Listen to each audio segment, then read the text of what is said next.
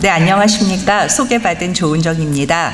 오늘 제가 발표할 내용은 한국 현대미술에서 민화의 이코노그래피, 그러니까 한국 현대미술의 창작의 원조 민화라고 하는데 그것이 정말 어떤 의미를 가지고 소비되고 있는가에 대한 관심에서 시작한 연구입니다. 먼저 전체적으로 머리말 약간 들어가고요. 그리고 한국 현대 작품에서 민화가 어떤 위상을 갖는가 시대적으로 살펴보고, 그리고 한국 현대 미술 작가들의 작품에 나타난 어떤 민화적 도상을 통해서 이코노그래피적 그런 도해를 해보고자 합니다. 그리고 맺은말로 전체 발표를 마치도록 하겠습니다. 먼저 머리말을 보시겠습니다. 한국 현대미술은 국제성을 의미하는 글로벌리즘의 그런 논의를 넘어서 현재 글로컬리즘의 상황에 와 있습니다. 그것은 우리 문화 전체가 혼종 문화의 시대이고, 그리고 또 어쩌면 그것은 당연한 수순일 것입니다. 하지만 흔히 일반적으로 글로컬리즘을 말할 때 혼종 문화가 득세할수록 민족적 정체성을 전면에 내세운 보수주의가 득세한다라는 그런 원칙을 얘기하게 됩니다. 하지만 그것은 흔히 글로컬리즘을 말하게 될 때 문학에 적용되는 부분이고, 미술의 경우는 그 어느 예술보다도 훨씬 더 아방가르드적인 성격이 있어 왔고, 또 현대미술에 있어서는 더더욱 그 최전선이라는 아방가르드적인 속성이 있기 때문에 민화라는 어떤 요소가 소비된다는 것을 결코 글로컬리즘의 잣대로만은 사용할 수 없다라는 것이 저희 생각입니다. 그렇다면 현재 한국 현대미술의 자양분으로 칭해지는 그런 민화의 차용 혹은 이용, 접목, 이것은 어떤 방식으로 이해될 수 있을까 생각해 보자면요, 한국 미술의 그 일부 작가들은 분명 민화적인 요소라고 하는 것을 작품의 특징으로 삼고 있습니다. 하지만 그것을 소재주의적인 것으로 접근한다고 했을 때는 그것은 작가적 특성이라던가 또는 작품의 한계 이런 것들과 우리가 크게 구분할 수가 없게 되는 것이죠. 채색, 도상 혹은 구도, 이런 언어를 동원해서 민화적 요소를 확정할 수 있다면 그것은 과거의 전통으로서 민화를 차용하는 측면에서일 것입니다. 하지만 이는 민화의 정체성을 확보하지 않고서는 판단하기 어려울 그런 문제일 뿐만 아니라 현대미술의 강력한 전략 중에 하나인 전통을 소비하기에 다름 아니라고 단정지을 수 있습니다. 흔히 현대미술은 전통을 소비하거나 아니면 가장 새롭거나 둘 중에 하나의 전략을 선택하는 것이 일반적이기 때문입니다. 그렇다면 왜 한국 현대미술에는 민화라는 코드 아래 작품을 진행하는 그런 일련의 작가들이 지속적으로 나타나고 있을까? 이는 후기 산업사회의 특징 중 하나인 신속한 정보 전달과 해독을 목표로 한 작품들이 생산되기 때문이라고 생각합니다. 즉, 누구나 쉽게 해독할 수 있는 작품을 요구하는 그런 대중문화의 등장, 우리가 바로 그런 시대에 살고 있다는 것입니다. 특히 정보가 넘치는 시대에 다른 세계의 문화를 이용하기 위한 단서로 미술 작품을 대하는 태도도 또한 이러한 그 작품의 상황과 무관하지 않을 것입니다. 이는 민화의 특성이 여전히 한국 현대미술에 이르기까지 유효한 전통의 요소를 지니고 있음을 또한 방증하기도 합니다. 한국 현대미술에서 그런데 민화적 요소를 파악하는 것을 일견 매우 용이해 보일 수도 있습니다. 왜냐하면 우리 내리의 각인데 민화란 이런 거야 라고 하는 어떤 그 존재성이 있기 때문입니다. 그것은 까치호랑이에서부터 모란에 이르기까지 단순한 윤곽, 화려한 채색을 기초로 한 어쩌면 무한 반복이라고 할 수 있는 그런 세계입니다. 일종의 전형성으로서 우리는 민화를 이해한다라는 말입니다. 그 전형성은 도상을 바탕으로 형성하기에 민화의 의미와 형식이 어떤 양상으로 한국 현대미술의 근간을 이루는가, 이것을 파악하는 데 어떤 단서를 제공할 수 있을 것입니다. 민화가 갖는 형태가 의미를 동반하는 법칙이, 즉 우리가 딱 모란 이런 걸 보면 어떤 부부화합부터 시작해서 다양한 것들을 생각할 수 있는 그런 걸 말하는 것입니다. 이러한 그 의미를 동반하는 법칙이 현대미술에서도 여전히 존재할 것인가 하는 문제는 도상 해석학을 통해서만 우리가 확인할 수 있을 것입니다. 그런 연구의 의미는 민화의 현대화가 외형의 문제인가 내면화인가, 아니면 우리 시대의 또 다른 양상의 미술의 가능성을 연 것인가를 파악하는 잣대를 얻는 데도 있다라고 생각합니다. 그러면 현대 미나를 이해하기 위해서 도대체 한국 화단에서 언제부터 미나가 어떤 양상으로 주목되었는가를 제가 잠시 개인적 관심에서부터 살펴보았습니다. 미나를 형식적이든 내용적으로든 자신의 작품 세계에 포함하는 작가들은 근현대 미술사의 한 부분에 위치하고 있습니다. 헌데 제가 살펴보건대 현재 진행형 평단에서 조화하는 작가들의 경우요, 미나적 요소를 담은 작품들이 견고하게 자신의 전체 양식을 규정하기보다는 한때 이렇게 잠깐 나타났다가 사라지거나 또는 어떻게 소비하고 마는 그러한 양상을 즉 이례적이거나 일시적인 것을 자주 목도하게 됩니다. 이는 현대 작가들이 대중과 소통하기의 방식으로서 미나적 요소를 도입한다는 것을 의미합니다. 즉 사람들이 알아볼 수 있는 요소들을 찾아 헤매는 속에서 미나를 소비한다라는 말입니다. 동시에 한 작가의 양식적 특성에 왜 다다르지 않았는가 하는 것을 긴 그런 여정에서 보자면 그러한 미나가 현대 작가의 작품에서 소비된 지 얼마 되지 않은 그런 사회적 상황에 근거 때문이다라고 또 그렇게 판단해 보았습니다. 현대 미술의 모더니즘은 구상을 기반으로 한 이전의 미술을 타자화했고 또 수용하는 전통은 정신의 가시화로서 백자의 미라든가 또는 산수화 같은 것을 선택하였음은 주지의 사실입니다. 그런 공고한 민족적 미술의 논리적 틀을 선택한 데서 나아가서 미나가 전통의 이름으로 혹은 유한 소통의 언어로 한국 현대미술계에 수용된 것은 한국적 특수 상황이라고 할 수 있을 만한 비서구적인 판단의 모델 도입 그리고 탈모더니즘 담론과 무관하지 않다라고 보입니다. 비서구 미술의 가치 도입은 사실 우리 미술사에서 멕시코의 디에고 리베라를 중심으로 한 벽화 운동이라던가 이런 디에고 리베라 같은 경우 멕시코인들의 전통을 되살리기 위해서 그들의 역사나 또는 그리는 방식을 현대미술로서 이렇게 재생시키는데 많은 역할을 했었던 것, 그것이 분명히 이제 우리 민중미술 같은 데 영향을 미쳤고 70, 80년대 현대 작가들에게 많은 관심의 대상이 되었다는 겁니다. 그리고 로슌의 파나 운동을 비롯한 여러 세화라든가 연화 같은 것의 영향성도 우리는 간과할 수 없을 것입니다. 그런 속에서 한국 미술의 자생성에 가치를 두는 그런 방식은 우리 내부를 타자했던 추상미술, 이것을 중심으로 한 모더니즘에 대한 반동에서 전개되었다라고 그렇게 정의 내릴 수 있을 것입니다. 결국 한국 미술의 전통 혹은 우리 미술의 실체에 대한 논의가 본격화된 상황에서 한국성의 표상이라는 것이 미술계의 주요 관심사로 등장하였고, 그러한 속에서 결국 전통의 오방색이라던가 하는 것들이 이전의 80년대나 이때 소비되었던 것과는 2000년대 들어서는 완전히 다른 그런 구조에 들어섰음을 확인하게 됩니다. 왜냐하면 지금 21세기에 들어서는 후기 산업시대의 가속화 그리고 또 우리 사회 전체가 성공적으로 자본주의에 편입되어서 미술 시장이 그 어느 때보다도 크게 변화했기 때문입니다. 즉 소수의 컬렉터를 대상으로 했었던 시장에서부터 대중 다수로 변화함에 따라서 작가들이 가장 원하는 것은 소통이 되게 되었고, 그 소통의 단서들은 우리가 이해할 수 있는 것 그리고 반영하는 것이라는 그 일상성의 위치를 두게 되었습니다. 이것은 마치 그 19세기 중반 이후 나타났었던 인상주의에서의 어떤 현상과도 굉장히 유사하다라고 볼 수가 있을 것입니다. 결국 정신적 가치의 표현으로서 미술이 아닌 시장에서 판매되는 물품이라던가 또는 상품으로서 미술의 전개 과정에서 미나적 요소가 강화된 작품들이 인기를 끌었다라고 하는 것은 바로 이런 소통의 구조로서 미나를 선택했다라는 그런 논리를 방증합니다. 외형적 유사성에도 불구하고 앞서 말씀드린 것처럼 80년대 한국성이나 전통담론과는 분명히 2000년대 이후 지금의 현대 작가들의 미나 소비하는 방법은 아주 다른 것을 우리는 확인할 수가 있습니다.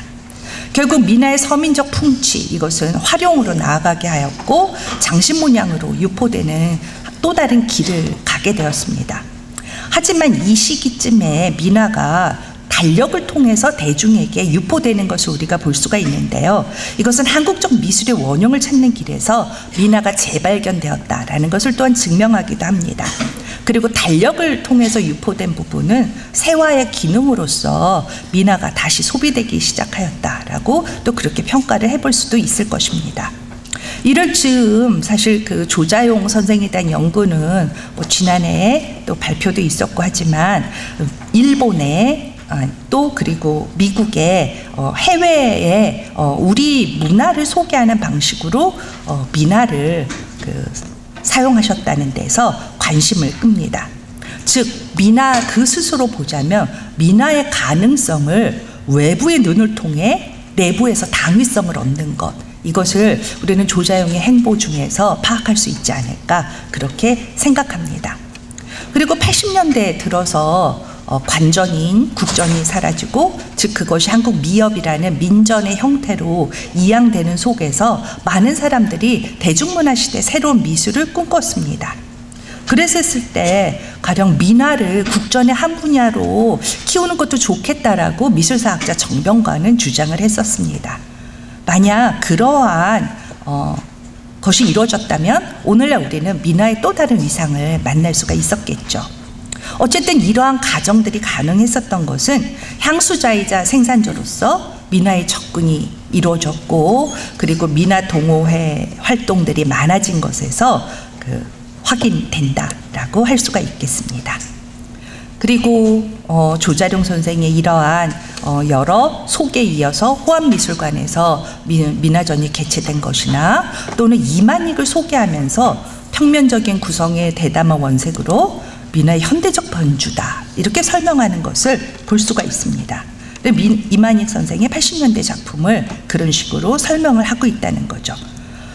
미나적 소재를 그런 석체화로 나타낸 즉 재료와 단순함, 화려한 색깔 이런 것들로 미나의 특징이라고 생각한 그런 많은 작가들이 우리는 80년대에 등단하게 되는 것을 보고요. 그리고 바로 그런 대서구적인 시각에서 대안으로 제시한 한국적 미술의 양상을 볼 수가 있고 특히 송수남 선생은 민화에 나타난 재미있는 표현 방법, 색감이야말로 현대 미술이 활용할 수 있는 보배로운 밥이라고 생각한다 라고까지 인터뷰에서 밝히고 있는 것을 볼 수가 있습니다. 즉 전통 동양화가인 그의 이러한 발언을 통해서 전통회화 영역에서부터 대중의 영역으로 이렇게 관심을 전환해가는 그런 과정을 우리는 유추해 볼 수가 있습니다. 특히 그 90년대 들어서 전통 민화의 기법을 익힌 이 자리에 계신 이제 많은 작가분들을 계시는 걸로 이제 저는 알고 있고요. 그런 민화 작가들이 성장하였고 또 그와는 달리 화단의 한 영역을 이루고 있는 작가들이 민화적 요소를 선택해서 나아가는 이런 두 개의 지류가 나타나는 것을 볼 수가 있습니다. 그리고 왜 기존의 화단에서 가령 동양화라던가 서양화라던가 이런 작가들이 민화를 더 소통이란 이유 말고 왜 사용하게 되었는가, 그것은 어쩌면 80년대 중후반 들어서 아주 비판의 담론이 높아져가는 그런 외색에서부터 탈피하기 위한 또 다른 방안은 아니었을까 하는 점도 우리가 이 시대 민화가 굉장히 관심을 받는 그런 배경으로 이해해 볼 수 있을 것입니다. 그리고 세련된 미술이 아닌 나이브한 미술의 매력, 그런 것들이 관심의 중심에 들어오면서 민화는 한국인의 얼이라는 그런 정신적 영역으로 그렇게 자리 잡은 것을 볼 수가 있습니다. 그래서 민화의 상징과 내포, 의미, 그런 관계망을 파악함으로써 우리는 현대미술에서 정말 민화라고 소비되는 그것의 정체가 무엇일까 하는 것을 또 밝혀낼 수가 있을 것입니다. 그런 점에서 한국 현대미술에서 민화의 이코노그래피라는 측면에서 작품들을 살펴보도록 하겠습니다. 이코노그래피는 이른바 파노프스키가 주장하기 시작한 도상 해석학이죠. 뭐 간단하게 우리가 사물이나 어떤 자연 꽃을 보면은 꽃을 구성하게 되고 그게 이제 그것이 담고 있는 의미가 뭔가, 그리고 그것이 사회적으로 어떻게 통용되어 우리가 이해할 수 있는가라는 흔히 도상학의 그 3단계를 거쳐서 대상을 이해하게 됩니다.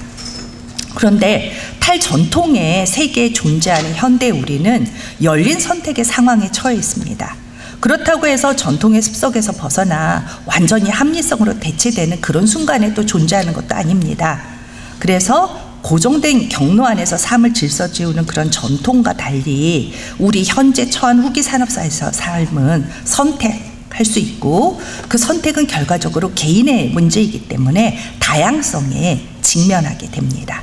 그리고 이것이 또한 한국의 현대미술을 열어놓게 하는 그런 지평이 되기도 합니다. 2000년대 이후 한국 현대작품에서 오방색의 색채 사용만으로 민화적인 요소를 지닌 작품이다 라고 더 이상 평가되지는 않습니다. 장르의 경계가 희박해진 때문이기도 하고, 또 민화적 양식이다 라고 말해지는 것은 이른바 라이프 스타일과 깊은 연관을 맺고 있기 때문입니다. 현대성에 대한 연구를 했었던 기든스가 지적한 것처럼 전통에 대한 길잡이, 이것이 사라진 현대의 선택의 다양성은 민화라는 요소를 어느 하나로 규정할 수 없게 만듭니다. 즉 지금 왼쪽에 보시는 국모란도 병풍을 우리는 어떤 의미야 라고 금방 확인할 수가 있지만, 홍지연의 모란도를 파악하기 위해서는 좀 더 세부적으로, 그리고 그것이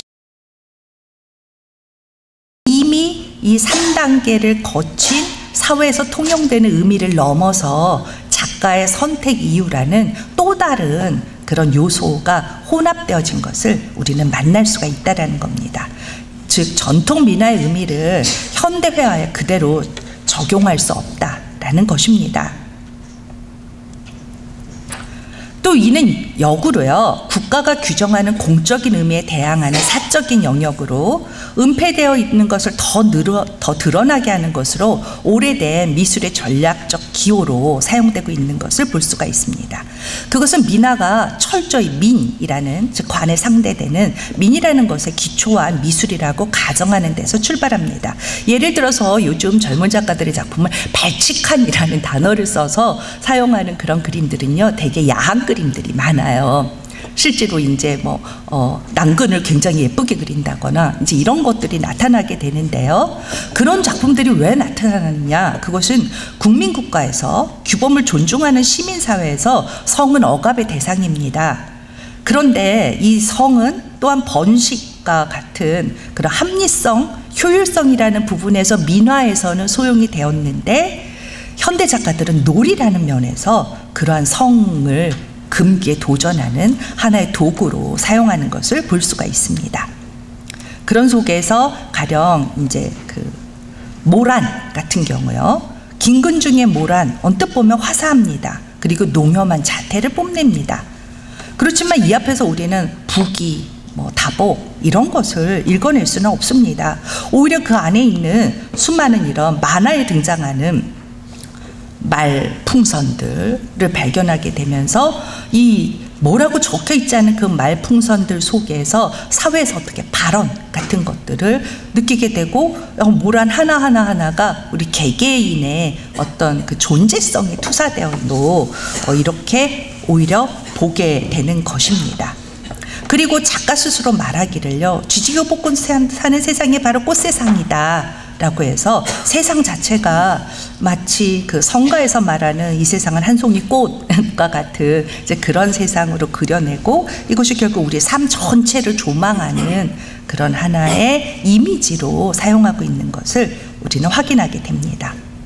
그런가 하면 젊은 작가 김민수는요, 역시 모란을 대상으로 소비하면서 그 안에 다양한 것들을 넣습니다.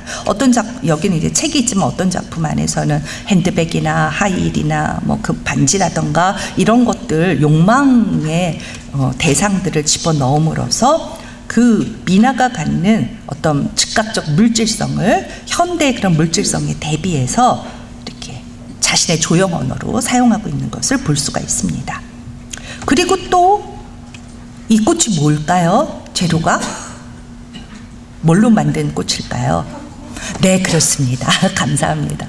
왜 우리 팝콘 보면 꽃 같아, 또는 꽃을 보고 팝콘 같아라고 느끼는, 거기에서 시작해서 정말 팝콘을 붙여서 작품을 하고 사탕으로 꽃을 만들고, 이런 것들은 사실 이제 현대 미술이 갖는 그런 모란도라든지에서 갖는 아름다움을 취하거나 하는 것들을 키치화하는 또는 팝 예술화하는 것과의 만남을 우리가 볼 수가 있습니다.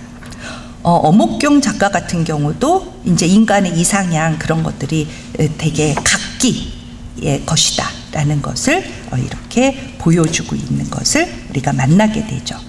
그리고 그런 이상향은 매우 현대적인 모습과 함께 드러나고 있는 것을 확인하게 됩니다.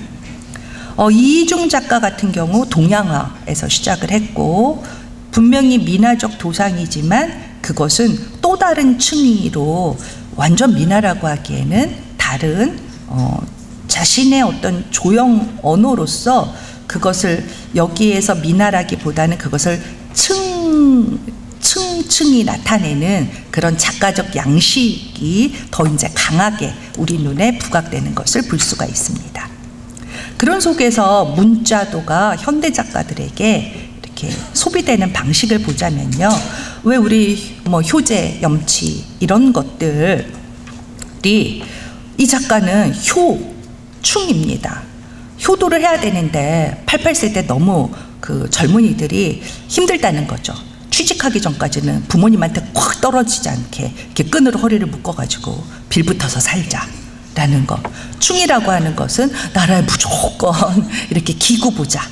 이거는 이제 공무원의 복지부동 이런 것들을 이렇게 얘기하는 것들로 이렇게 한 단계 더 나아가서 정말 그것이 말하는 덕목이 아닌 그 덕목의 반대편에서 이렇게 허를 찌르는 그런 요소로 사용하고 있는 것을 볼 수가 있습니다.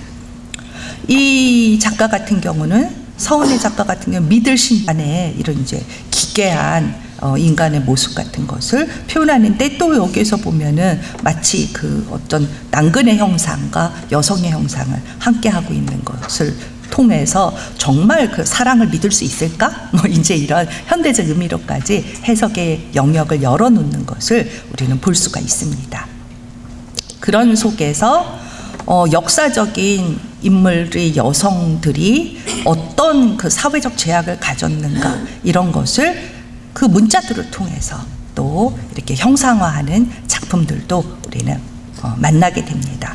한편 까치호랑이 같은 경우는 바보 같은 표정을 짓고 있고 그리고 대부분 그 호랑이의 표현에 많은 그 역점을 두는 걸 볼 수가 있는데 아트놈이라는 작가가 있습니다. 이름이 굉장히 이상하지만 그 이름은 강현아입니다. 그랬더니 작품을 냈더니 사람들이 여잔 줄 알아서 아니야 난 남자야 놈이야 아트하는 놈이야 라고 해서 아트놈이라는 이름을 해서 자신의 남성성을 오히려 이렇게 드러내는 그런데 그것이 여성성이라고 말해지는 모란으로 감싸진 자신을 이렇게 표현함으로써 여기에서 우리는 그것이 어떤 상징이라기보다는 그냥 한 개인의 상징으로 이렇게 존재하는 것을 우리는 볼 수가 있습니다. 즉 현대 작품에서 동물들은 도상의 정리 과정에서 그렇게 형체 의미가 되는 도상학적 이해를 넘어서 변주되고 있는 것을 볼 수가 있습니다. 기존의 가치에 의해서 생산된 민화는 욕망의 법칙에 따르자면 물신주의적입니다. 그리고 사실 물신의 부활이야말로 현대 후기 산업사의 속성이기 때문에 현대 작가들에게 그래서 민화는 많은 것을 우리에게 시사하는 것으로 보이는지도 모르겠습니다. 홍지연의 작품 같은 경우 우리는 이렇게 그 이른바 책가도를 만나게 되는데요. 이 책가도 안에는 과거 사람들의 욕망이 들어있는 것을 알 수가 있습니다. 그 탐닉의 공간인데 우리는 오히려 이런 책가도를 통해서 책가도를 보는 현대인들은 그거를 들여다보기를 합니다. 즉 드러내기의 공간인데 우리는 그 넘치는 이미지 과형 속에서 어떤 그 작가가 보여주는 그런 세계를 이렇게 본다라는 거죠. 특히 이제 이런 장면 같은 속에서 더더욱 그런 것을 많이 느끼게 되는데요. 특히 이제 남경민 작가 같은 경우는 현대 서양화를 많이 변주하고 있지만 초기에는 우리 민화의 어떤 부분도 보여줬었어요.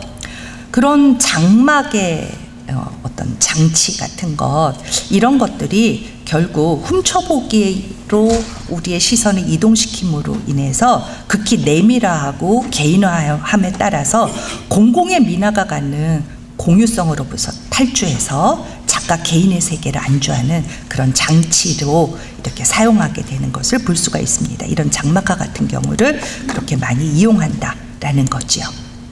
결국 현대사회에서 욕망하는 것들을 드러내미 훔쳐보기를 화하는 장치로서의 변화는 미장센, 특히 책가도가 이제 미장센이 굉장히 완전한 그러한 작품이라고 생각한다면 그런 공간 안에서 우리는 그 욕망을 보게 되는데요. 가령 예를 들어서 이지숙이 이렇게 전통의 도상에 충실한 테라코타를 만들어서 또 다른 자신의 서가를 보여준다면 임수식은 현대인의 책장을 책가도로서 이렇게 다시 제공하는 것을 볼 수가 있습니다. 그런 욕망의 법칙은 시대에 따라 유사하지만 다르게 등장하고요. 가시화하는 것을 볼 수가 있습니다. 가령 서유라에 그냥 이렇게 책을 쌓은 이런 작품들도 우리는 결국 책가도의 현대적 변환이라고도 이해해 볼 수가 있을 것입니다. 민화에서 볼 수 있는 그런 유형화된 대상을 조합해서 작품한 강형면의 조각이라던가 또는 그런 작품들을 기본으로 하지만 폐품들을 이용한 가령 강용민 같은 경우 사철에서 볼 수 있는 여러 가지 요소들을 조각적으로 재조합하고 있고 서희화 같은 경우는 이거는 생일 케이크인데 플라스틱으로 이용한 것을 우리는 볼 수가 있습니다. 자, 맺은 말 보시겠습니다. 한국 현대미술에서 차용 혹은 이용되는 민화적 요소는 전통의 상징에서 출발합니다. 그것은 외형적 차용은 전통의 요소고 또 외형이 곧 내용으로 대응하지는 않습니다.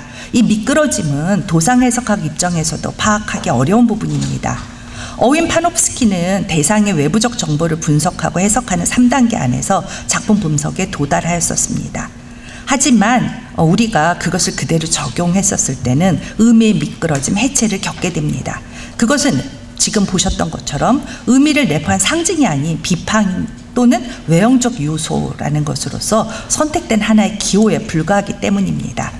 주관적 판단의 명료화라는 그러한 그 과거 작품들의 어떤 의미를 파헤치는 그런 과제는 현대미술의 다양성과 다이성에 의해서 모호함에 봉착하게 됩니다. 그런 속에서 결국 우리는 곤도 유키코라는 한국에서 10년 정도 활동한 젊은 여성 작가의 이런 민화도를 만나게 되고 이것이 정말 한국의 전통을 말하는 것이냐, 이것이 글로컬리즘이냐 하는 문제를 눈앞에 보게 되는 것입니다. 민화가 소비되는 방식에 한국 현대미술사의 궤적에서 드러난 것처럼 이제 전통은 국민국가 만들기 비판적 대상이 되는 새로운 경지에 도달했습니다. 창안된 전통의 신화는 상층부 미술의 기치라는 점을 간과할 수 없고요. 그런 속에서 우리가 결국 이런 민화 힘이 어디 있느냐, 그것은 바로 가령 물고기, 어해도가 원래는 굉장한 도를 말하는 것이었는데 우리 실제 수복 다남자라는 의미로 변화했었던 그런 구조, 즉 물신화하고 욕망의 법칙에 충실했었던 결과인 것처럼 우리 현대미술도 그렇게 이해해 볼 수 있지 않을까 하는 것입니다. 더불어 민화 이코노그래피가 다양성의 이름으로 의미를 비껴가고 있음을 목도하는 이유는 아마도 2000년대에 우리가 꿈꿨었던 유토피아가 실패했다라는 거죠. 그 결과 자본주의에서 아주 먼 옛날의 아르카디아를 찾는 고대인처럼 향수를 가지고 도상의 외형에 집착한 결과 한국 현대미술에서 이런 민화가 소비되고 있는 것은 아닐까 제 나름 추측해 보았습니다. 여기까지입니다. 감사합니다.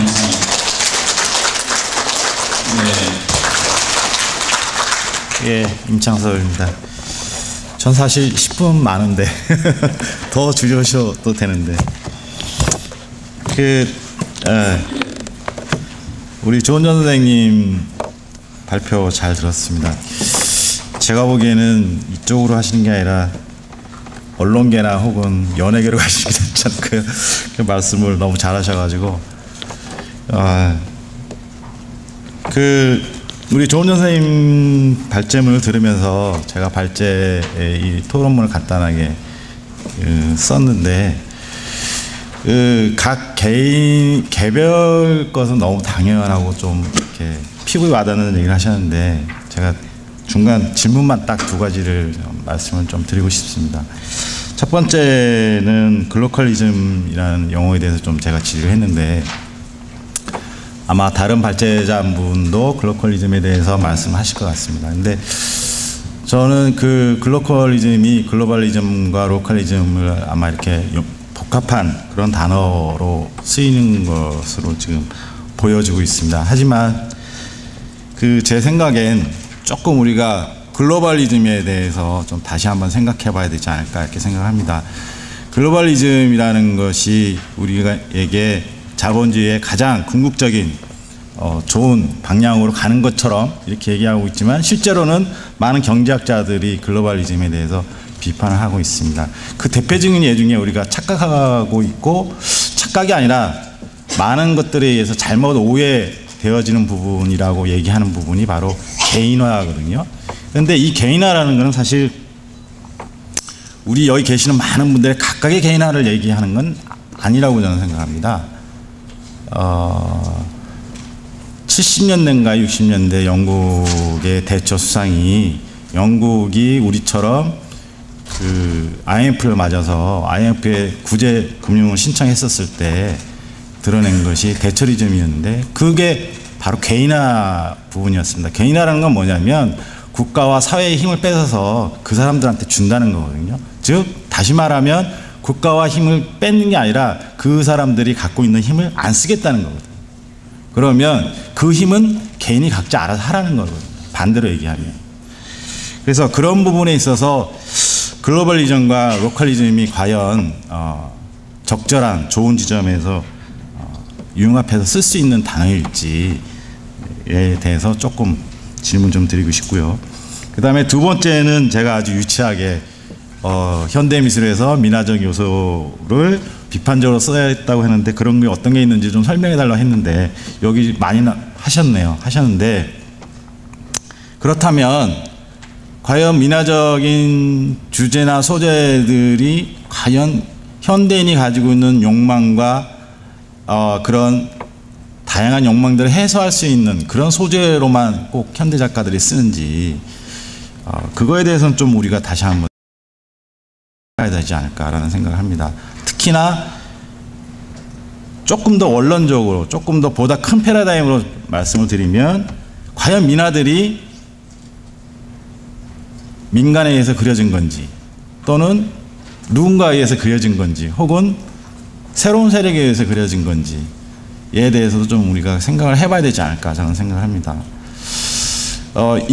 제가 좀 원초적인 좀 질문을 드린 것 같아서 죄송스럽긴 합니다만 사실 제 아는 상식으로는 그림이라는 거는 근대 이전에부터는 거의 대다수는 동양이나 서양이나 마찬가지로 누군가의 주문에 의해서 그렸다는 것은 우리가 상식으로 알고 있는 거죠.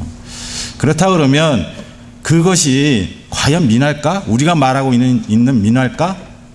라는 것에 대한 의문점이 좀 있습니다. 저는. 그래서 그런 소재와 주제들이 현대 작가들에 의해서 과연 욕망을 해소할 수 있고 자신의 욕망을 발표할 수 있고 혹은 현대 사회의 경제적, 사회적 문제의 부조리를 대변할 수 있는 그런 소재적 역전이 가능한 건지 또 그것은 유효한 건지 이런 거에 대해서 조금 질문 드리고 싶습니다. 그래서 이거는 우리 조은정 선생님뿐만이 아니고 많은 분들한테 저를 포함해서 말씀을 좀 생각을 해봐야 되는 게 아닌가 이런 생각이 듭니다.